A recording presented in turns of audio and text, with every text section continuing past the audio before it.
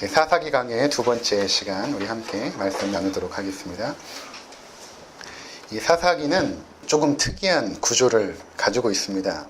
성경 기자들이 성경을 쓸 때 그냥 막 이렇게 쓴 것이 아니라 우리들에게 가장 잘 이해할 수 있는 방법으로 구조를 만들거든요. 서론, 본론, 결론 이런 구조들이 있습니다.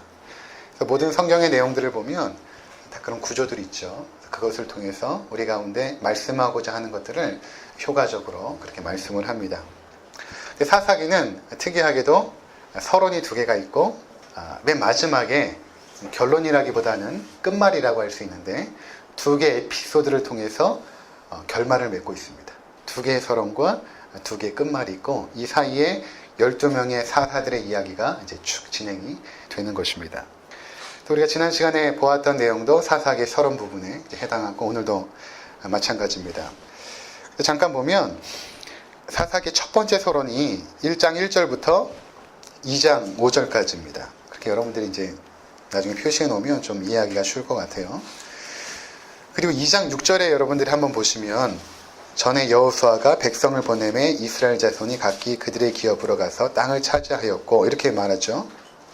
여호수아가 다시 등장합니다. 사사기 1장 1절의 내용이 2장 6절에 다시 이제 등장하는 것이죠. 여호수아가 등장하면서 그러면서 이 두 번째의 서론이 2장 6절부터 3장 6절까지 이렇게 진행이 되는 것입니다. 그래서 이 첫 번째 서론 부분을 역사적인 서론이라 이렇게 말하고 두 번째 서론은 신학적인 서론이라 이렇게 말합니다. 어떤 의미냐면 역사적인 서론이라는 것은 그때의 왕이 없을 때에 여호수아가 죽고 왕이 없을 때에 그 사사 시대 가운데 이러한 일이 있었습니다 라는 것을 대략적으로 이렇게 기록하고 있고 두 번째 신학적 서론이라는 것은 무엇인가 하면 이것이 어떠한 의미가 있는가 그 당시에 있었던 이러한 사건들이 어떠한 의미가 있는가에 대해서 개략적으로 말씀하고 있다는 것입니다. 이런 것을 염두에 두면서 여러분들이 사사기를 읽으면 좋으실 것 같습니다. 우리가 지난 시간에 살펴보았던 내용은 사사기가 딱 등장하면서 여호수아가 죽고 나서 지도자가 없죠. 하나님께서 특별한 지도자를 세우지 않습니다. 그리고 이스라엘 각 지파들이 하나님 앞에 나와서 묻기를 시작하죠. 누가 가서 가나안을 정복하겠습니까? 우리 중 누가 먼저 올라가겠습니까? 라고 했을 때 하나님께서는 유다가 올라갈지니라. 12지파 중에 가장 대표적인 지파가 유다 지파입니다. 그래서 유다 지파가 과연 하나님의 말씀에 어떻게 순종을 했는가 또는 불순종을 했는가에 대한 이야기를 쭉 하는데 어디까지 진행이 되냐면요. 1장 1절부터 20절까지 진행이 됩니다. 그리고 21절에 보면 베냐민 자손은 이렇게 말하죠. 그래서 유다 지파에 대한 이야기를 먼저 하고 그 다음에 베냐민, 그 다음에 22절에는 요셉, 27절에는 므낫세 이렇게 각 지파들이 하나님의 명령에 어떻게 반응하였는가에 대한 이야기들을 역사적 서론에서 쭉 쓰고 있다는 것입니다. 그 중에 이제 오늘 우리가 살펴보게 되는 내용이 등장을 하는 것입니다. 8절부터 15절까지의 내용이 등장합니다. 우리가 이제 살펴보겠지만 되게 좀 이해가 안 돼요. 이해가 안 되고 왜 갑자기 여호수아 때 이야기가 다시 등장하는가? 이런 의문도 생길 수도 있고 저와 함께 살펴보면서 하나님께서 어떠한 메시지를 주시는가 나누도록 하겠습니다. 자, 1절에서 우리가 8절까지 나누었던 내용을 잠깐 정리를 해보면 유다가 하나님의 명령에 따라서 가나안 땅에 들어가 전쟁을 해야 되는데 그들이 시므온 지파와 함께 가자고 하죠. 가장 그 당시에 약했던 22,200명의 가장 약했던 그런 지파였는데 그들과 함께 우리가 올라가서 전쟁을 하자 해서 하나님 앞에 순종한 것 같았으나 그들은 불순종한 것입니다. 온전히 순종하지 않은 것은 사사기에서는 불순종으로 보거든요. 그들이 온전히 순종하지 않습니다. 그리고 전쟁에 나갔으나 시므온 지파와 함께 이제 올라가서 전쟁을 하게 됩니다. 그래서 거기서 베색이라는 지역에서 아도니 베색을 잡죠. 아도니 베색은 아마 그 베색을 통치하는 지도자였을 것입니다. 그를 잡아가지고 엄지손가락과 엄지발가락을 자르게 됩니다. 이것은 고대 그 전쟁 상황에서 잔인하게 적군을 취급하는 한 방법 중에 하나였다라고 말씀을 드렸죠. 더 이상 무기를 잡지 못하도록. 그렇게 그 지도자를 생포하여서 포박하고 고문을 한 후에 그를 잡아가지고 끌고 어디를 가냐면 예루살렘까지 이제 끌고 갑니다. 자, 그래서 여러분들이 8절을 보시면 유다 자손이 예루살렘을 쳐서 점령하여 칼날로 치고 그렇게 말하고 있죠. 그리고 1장 7절을 보시면 그 마지막에 무리가 그를 끌고 예루살렘에 이르렀더니, 그러니까 그를 끌고 예루살렘까지 간 것입니다. 갔는데 그가 이제 죽습니다. 아도니 베섹이 아마 간염으로 인해서 죽었을 것입니다. 그럼 왜 이스라엘 지파가 아도니 베섹을 하나님의 명령에 따라 당장 죽이지 않고 왜 엄지손가락과 엄지발가락을 끌고 예루살렘에까지 끌고 왔는가? 충분히 이해할 수 있죠. 아도니 베섹이라는 사람은 어떤 사람이었냐면 7절을 여러분 한번 보시면 아도니 베섹이 이르되 옛적에 70명의 왕들이 그들의 엄지손가락과 엄지발가락이 잘리고 내 상 아래에서 먹을 것을 줍더니 하나님이 내가 행한 대로 내게 갚으심이로다. 이 아도니 베섹은 굉장히 무시무시했던 지도자였습니다. 통치자였어요. 그 당시에 뭐 70명의 왕은 아니었겠죠. 그 주변에 있는 그 지파들의 그 족장들이었을 것입니다. 70명은 굉장히 그 성경에서는 그 많은 수, 강력한 수를 의미하는데, 그러한 그 70명의 그 족장들을 잡아가지고 엄지손가락과 엄지발가락을 자르고 자기 상 안에서 먹을 것을 죽게 하는 아주 비참한 노예 신분으로 전락시켰던 그러한 두려운 존재였다는 것입니다. 그러한 두려운 존재를 잡아가지고 유다 지파가 예루살렘으로 끌고 가는 것입니다. 예루살렘과 전쟁에 앞서서. 그것은 예루살렘에 있는 군사들과 거기에 있는 주민들을 두렵게 할 목적이었던 것입니다. 우리가 이 정도로 강력한 군대이다. 너희들 우리가 얼마나 두려운 존재이지 않느냐. 이렇게 하려고 했던 것입니다. 자, 이러한 모습을 보면 이미 유다 지파가 이방인들과 별로 다르지 않은 그들이 행한 그런 전쟁 모습을 그대로 답습하고 있는 모습들을 우리가 이제 보게 되는 것입니다. 자, 그런데 어떤 이야기가 이제 등장을 하냐면 예루살렘 전쟁 이야기가 등장합니다. 10절을 한번 보시면 유다가 또 가서 헤브론에 거주하는 가나안 족속을 쳐서 세세와 아이만과 달메를 죽였더라. 헤브론의 이름은 기랏 아르바였더라. 먼저 예루살렘을 치고 나서 그 예루살렘이 이제 산지거든요. 한 840m의 고산지대입니다. 거기에 올라가서 먼저 치고 남방으로 내려가서 거기에 있는 족속들을 치고 평지까지 내려가서 다 친 후에 헤브론은 예루살렘보다 밑에 지역입니다. 남쪽으로 내려와서 거기에 있는 지파들을 치기 시작하는데 특별히 누가 등장하냐면 세세와 아이만과 달메를 죽였더라. 이렇게 이제 말하고 있습니다.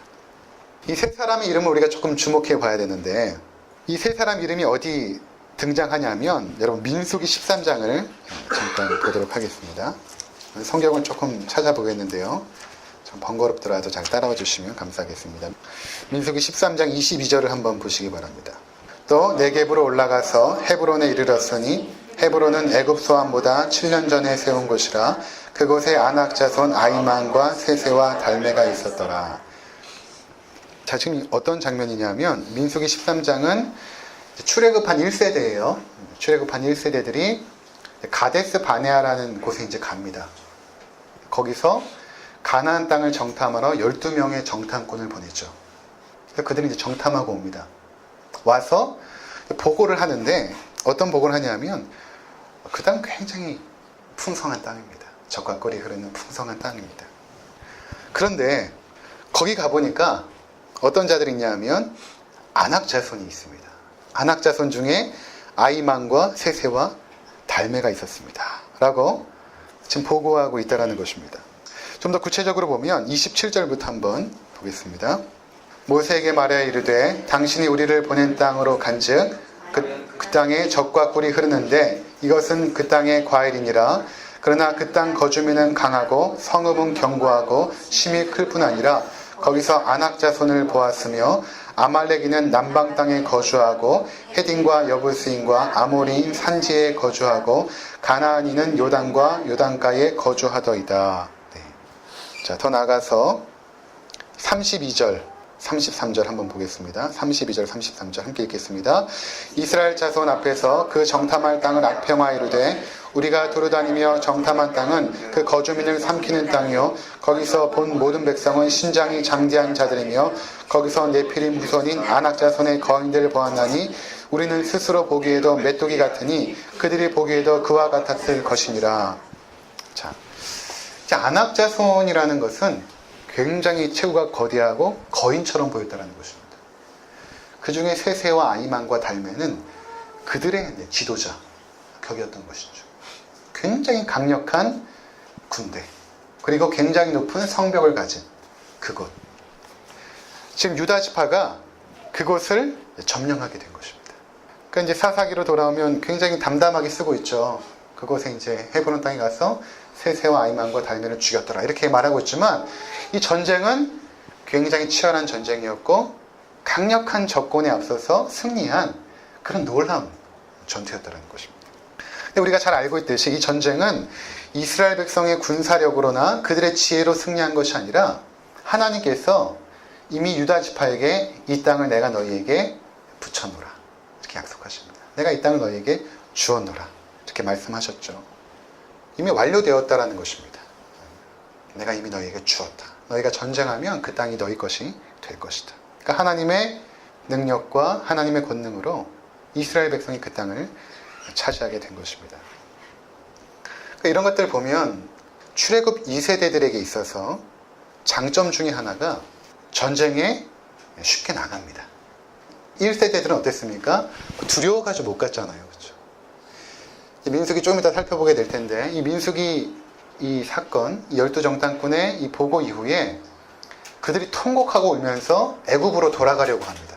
하나님께서 분노하셔서 너희가 이 땅을 정탐한 그 40일을 하루를 1년으로 쳐서 40년 동안 너희가 광야에서 맴돌다가 그 땅에 들어갈 것이다. 그래서 결국에는 이 당시에 그 통곡하면서 하나님 앞에 울부짖었던 그 믿음의 1세대들은 다 죽습니다. 광야에서.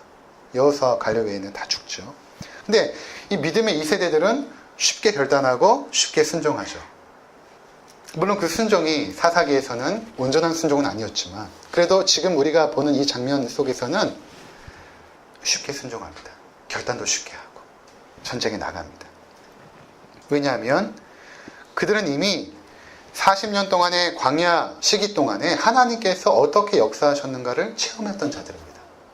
구름기둥과 불기둥으로 인도하시고 수많은 전쟁 속에서 하나님께서 홍해를 가르시고 요단강을 가르시고 미리 앞서서 그 전쟁에서 승리케 하시는 그 하나님을 이미 여러 차례 경험했던 것입니다.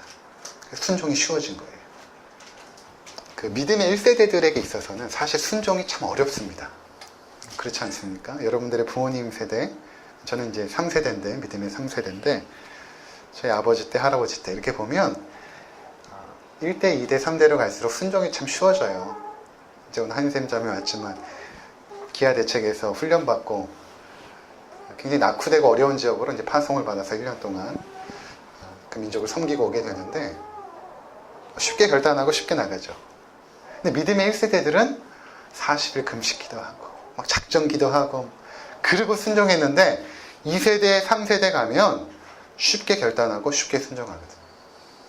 왜냐하면 우리 믿음의 부모님들이 하나님 앞에서 기도하고 응답받고 결단하고 순종하는 것을 본 것입니다.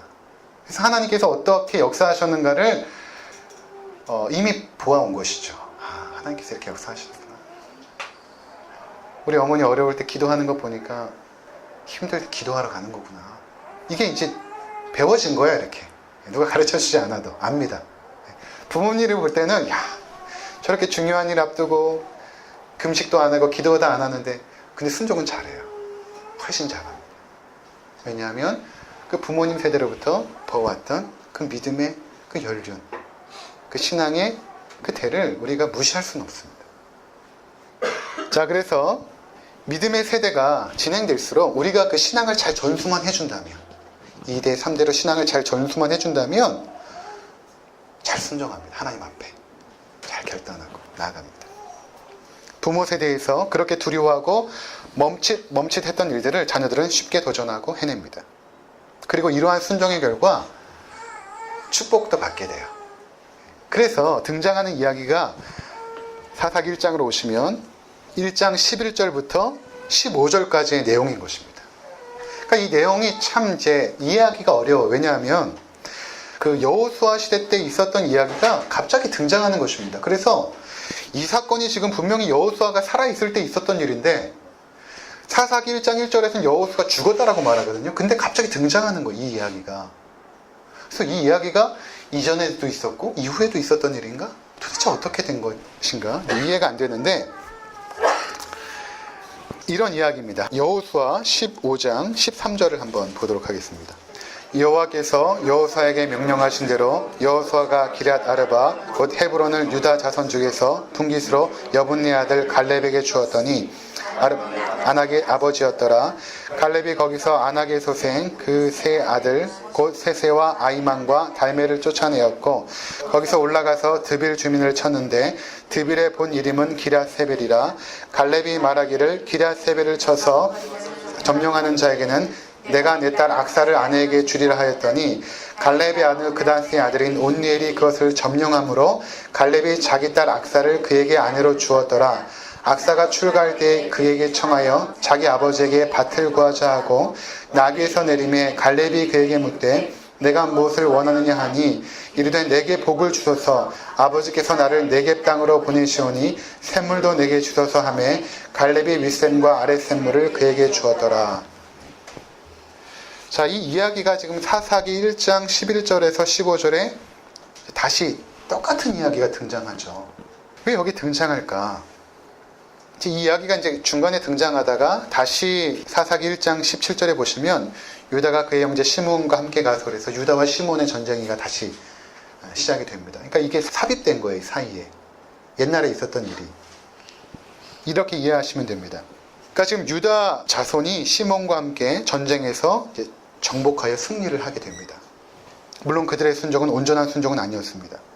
근데 이런 순종의 이야기를 하다가 이전에 갈렙에게 있었던 그 사건, 갈렙의 가문 가운데 있었던 그 사건을 다시 회상하면서 여기에 이렇게 기록하는 것입니다. 그러니까 우리가 드라마나 영화 같은 걸 이렇게 보면 어떤 슬픈 이야기들이 딱 진행이 되잖아요. 슬픈 이야기가 딱 진행되다가 예전에 정말 행복했던 순간, 정말 이때는 정말 행복했는데, 이때는 정말 좋았는데, 이때는 내가 전성기였는데 했던 그 순간이 잠시 이렇게 삽입되어 가지고 쫙 보여준 후에 다시 현실로 돌아오지 않습니까? 이런 기법인 것입니다. 지금 현실은 굉장히 암울해요. 온전한 순종을 하지 못하고 있습니다, 유다 지파가. 그런데 여호수아 시대에 있었던 그 갈렙 가문의 그 순종의 이야기, 그때 얼마나 멋졌던가, 그때 얼마나 아름다웠던가, 그때 그 순종이 얼마나 하나님 앞에서 아름다웠던가를 다 이렇게 삽입시켜 놓은 것입니다. 그래서 현재의 사건들과 이 사건을 비교하도록 우리 가운데 보여주고 있는 것입니다. 지금은 유다 지파들이 암울하게 온전히 순종하지 못하여 이렇게 하나님 앞에서 부끄러운 모습으로 있지만 그때 갈렙 가문 가운데 있었던 그 아름다웠던 순종의 모습을 여러분들 기억하시기 바랍니다. 라고 여기에 등장하고 있다는 것입니다. 12절에 이제 갈렙이 등장하지 않습니까? 갈렙이 어떤 사람입니까? 여호수아 14장을 우리 다시 한번 보고 오도록 하겠습니다. 14장 6절부터 14절까지. 그때 유다 자손이 길갈에 있는 여호수아에게 나오고 그닛 사람 여분네 아들 갈렙이 여호수아에게 말하되 여호와께서 가데스 바네아에서 나와 당신에게 대하여 하나님의 사람 모세에게 이르신 일을 당신이 아시는 바라. 내 나이 40세에 여호와의 종 모세가 가데스 바네아에서 나를 보내어 이 땅을 정탐하게 하였으므로 내가 성실한 마음으로 그에게 보호하였고 나와 함께 올라갔던 내 형제들은 백성의 간담을 높게 하였으나 나는 내 하나님 여호와께 충성하였으므로 그날에 모세가 맹세하이르되 내가 내 하나님 여호와께 충성하였은즉 내 발로 밟는 땅은 영원히 너와 내 자손의 기업이 되리라 하였나이다. 자, 잠깐만요. 여기까지 이해하시죠? 아까 우리 보고 왔죠? 그렇죠? 아까 있었던 그 민수기 사건, 가데스 바네아의 그 사건을 지금 갈렙이 여호수아에게 얘기하고 있는 것입니다. 40년 전에 이런 일이 있지 않았습니까? 그러면서 얘기하고 있는 것입니다. 자, 그리고 10절부터 다시 보겠습니다. 시작. 이제 보소서 여호와께서 이 말씀을 모세에게 이르신 때로부터 이스라엘 광야에서 방황한 지 45년을 동안을 여호와께서 말씀하신 대로 나를 생존하게 하셨나이다. 오늘 내가 85세로 돼 모세가 나를 보내던 날과 같이 오늘도 내가 여전히 강건하니 게임이 그때나 지금이나 같아서 싸움이나 출입에 감당할 수 있으니 그날에 여호와께서 말씀하신 이 산지를 지금 내게 주소서. 당시도 그날에 들으셨거니와 사람이 있고 그 성읍들은 크고 견고할지라도 여호와께서 나와 함께 하시면 내가 여호와께서 말씀하신 대로 그들을 쫓아내리이다 하니 여호수아가 여분네 아들 갈렙을 위하여 축복하고 헤브론을 그에게 주어 기업을 삼게 하매 헤브론이 그니스 사람 여분네 아들 갈렙의 기업이 되어 오늘까지 이르렀으니 이는 그가 이스라엘의 하나님 여호와를 온전히 쫓았음이니라. 헤브론의 옛 이름은 기랏 아르바라. 아르바는 아낙 사람 가운데서 가장 큰 사람이었더라. 그리고 그 땅의 전쟁이 그쳤더라. 예. 자, 갈렙은 하나님의 약속을 신실하게 믿었던 사람입니다. 아낙 자손이 여전히 크고 장대하지만 하나님께서 나와 함께 하시면 그 땅을 주실 것을 믿고 신뢰했던 갈렙이었습니다. 그래서 그 아낙 자손의 그 거대함 앞에, 그리고 그 성벽의 장대함 앞에서도 그가 이렇게 말하죠. 이 산지를 내게 주십시오. 그때에 45년 전에 여호수아 당신께서 듣지 않았습니까? 내가 이 땅을 밟을 때 하나님께서 주시겠다고 하신 그 약속을 이제 지켜주십시오 라고 말하고 그가 전쟁에 출전하여 그 세 아이만과 달메를 죽였던 것이죠. 자, 그리고 지금 그의 나이가 몇 살이냐면 85세입니다. 모세가 그 시편에 보면 우리 연수가 70이요 강건하면 80이라고 했거든요. 그러니까 그 당시에 오래 살아야 80이었던 것입니다. 근데 갈렙이 지금 85세예요. 근데 그의 비전과 꿈이 시들지 않았습니다. 그의 신체의 힘도 시들지 않았어요. 강건합니다. 그런 거 보면 참 우리 자신이 부끄러운 것 같지 않습니까? 그러한 마음의 그 비전과 그 꿈을 가지고 그 땅을 차지하게 되는 것이죠. 그래서 14절에 보니까 그를 그렇게 평가합니다. 성경이 이는 그가 이스라엘 하나님 여호와를 온전히 쫓았음이니라. 하나님을 온전히 쫓았던 그 갈렙. 자, 그가 전쟁에서 이렇게 이제 말하고 있는 것입니다. 사사기 1장 12절로 다시 한번 돌아오시기 바랍니다. 갈렙이 말하기를 기럇세벨을 쳐서 그것을 점령하는 자에게는 내 딸 악사를 아내로 주리라. 그렇게 말합니다. 그러니까 누가 도전하냐면 갈렙의 아들 그나스의 아들이 온니엘이 그것을 점령함으로 온니엘이 도전을 하죠. 온니엘은 갈렙의 이제 조카가 되는 것입니다. 그러니까 지금 갈렙은 무엇을 원하냐면 자기처럼 하나님의 신실한 약속을 믿고 전쟁에 도전할 그 용맹한 그 믿음의 사람을 찾는 것입니다. 그러니까 자신의 그 믿음의 대를 이어줄 그 사람, 나처럼 하나님을 신실하게 믿었던 그 사람이 과연 누구인가? 그리고 그러한 자에게 자기의 딸을 주겠다라는 것이죠. 딸만 주겠습니까? 자기가 받은 그 유업을 주겠다라는 것이죠. 결국 온니엘이 도전하고 승리합니다. 그리고 온니엘은 갈렙의 딸 악사를 아내로 이제 맞이하게 되죠. 자, 이 이야기는 앞으로 사사기가 전개될 때에 여러 가지 비참한 일들이 생기거든요. 그 중에 하나가 뭐냐면 이스라엘의 사사라고 하는 삼손 같은 경우에는 이방 여인, 블레셋 여인을 막 쫓아다니지 않습니까? 그리고 사사 시대에 많은 사람들이 이방 여인들과 결혼을 합니다. 하나님께서 금하신 거였거든요. 우상 숭배를 금했고 이방 여인과 결혼할 것을 철저하게 금했는데 이방 여인과 결혼을 하게 됩니다. 그러면서 그들이 우상 숭배에 아주 급속하게 물들게 되죠. 쉽게. 그런데 아주 아름다운 이야기가 이제 여기 등장하는 것입니다. 온니엘이 도전하여서 승리하여서 그 딸 악세를 아내로 이제 맞이합니다. 근데 악사가 얼마나 아름다운 여인인가 하면 14절에 악사가 이제 출가를 합니다. 결혼하러 가는 거죠. 가는데 아버지에게 이제 밭을 구하고자 합니다. 뭐 이렇게 몇백 평 되는 밭이 아니에요. 넓은 그 유업을 받고자 하는 것입니다. 그러면서 나귀에서 내렸다. 이 원어적인 표현을 보니까 나귀에서 내려서 엎드린 것입니다. 아버지에게 엎드려서 있는 것입니다. 그러니까 아버지가 자기 딸이 갑자기 나귀에서 내려서 엎드린 거예요. 내가 무엇을 원하느냐 하니까 지금 이 나귀를 타고 이제 남방으로 결혼하러 가는 거 아니겠습니까? 그 아름다운 결혼식 날인 거죠. 그날 나귀에서 내려서 아버지에게 마지막으로 엎드려서 인사를 하는 장면이에요. 내가 무엇을 원하느냐 하니까 15절에 이르되 내게 복을 주십시오. 아버지에게 복을 구합니다. 아버지가 그러면서 이럽니다. 아버지께서 나를 남방으로 보내시니, 그러니까 이제 남방으로 아버지를 떠나서 출가합니다. 결혼하러 갑니다. 보내시니 샘물도 내게 주소서. 땅만 주지 마시고 아버지 나에게 샘물도 주십시오. 그 당시에 샘물이라는 것은 전쟁에서 쟁취할 만큼 굉장히 귀중한 거였어요. 이 팔레스타인 땅이 굉장히 좋거든요. 근데 물이 없으면 그 땅이 사막과 같은 땅이 돼요. 그래서 샘물이 굉장히 중요합니다. 그러니까 샘물을 구합니다. 그러니까 갈렙이 어떻게 하냐면 윗샘과 아랫샘을 그에게 줬다. 하나의 샘물만 준 것이 아니라 그 땅의 윗샘과 아랫샘까지도 주었다는 것입니다. 자, 이 모습은 굉장히 아름다운 모습이에요. 굉장히 아름답습니다. 이게 이제 나중에 어떻게 비교가 되냐면 입다라는 사사가 등장하는데 그 입다는 전쟁에 나가면서 이렇게 서원합니다. 내가 전쟁에서 승리하면 하나님 우리 집에서 나를 먼저 마중 나오는 사람을 내가 번제로 드리겠나이다 할 때 승리하여 돌아오는데 누가 마중 나오냐면 무남동녀 딸이 마중 나오죠. 그러니까 그 입다가 어떻게 합니까? 그 딸을 번제로 바칩니다. 칼로 죽이고 태워드리는 제사를 지내죠. 비참한 결과. 그리고 지난주에도 말씀드렸지만 이 마지막에 사사기 마지막 19장부터 등장하는 그 레위 지파가 첩을 얻었던 그 에피소드를 보면 나중에 그 첩이 그 집단 강간을 당하고 죽지 않습니까? 근데 그 여인을 나귀에 태워서 자기 집으로 데려옵니다. 근데 여기도 보면 나귀를 타고 결혼하러 갑니다. 하나님의 아름다운 백성의 모습. 이게 비교가 되고 있는 것입니다. 앞부분과 뒷부분에.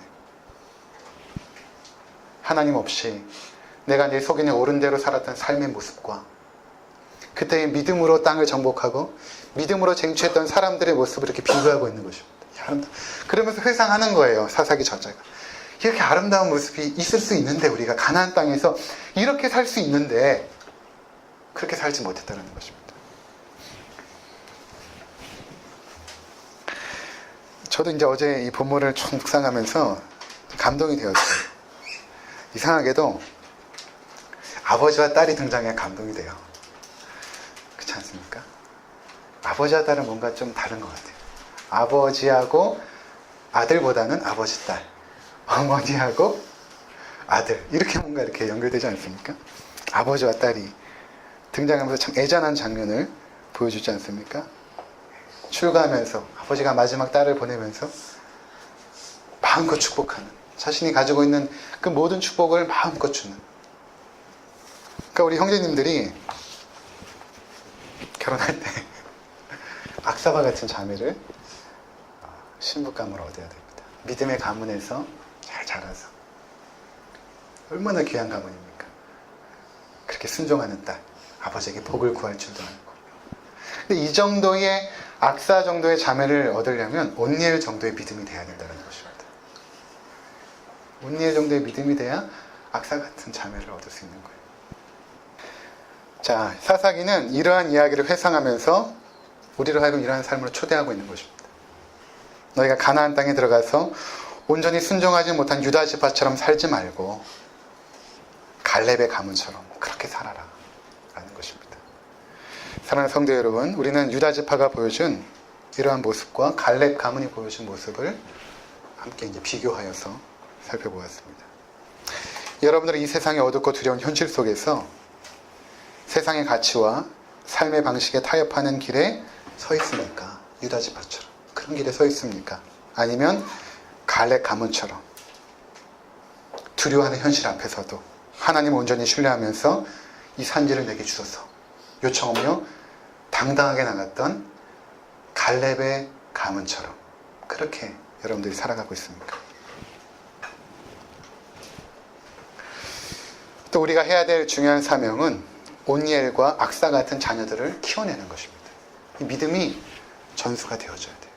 이렇게 갈렙이 가졌던 그 믿음이 악사에게 그리고 온니엘에게 전수된 것처럼 우리가 가진 믿음이 우리의 이 세대들에게 아름답게 전수가 되어져야 됩니다. 이것은 가르침으로 되는 것이 아니라 믿음의 세대들이 믿음을 가지고 살아갈 때 우리 후손들이 보고 배우는 거예요. 가르침으로 배우는 것이 아니라 보고 배우는 것입니다. 저는 우리 성도님들이 그리고 우리 교회가 이러한 갈렙의 가문처럼 순종하는 그러한 공동체가 되기를 간절히 기도하고 있습니다.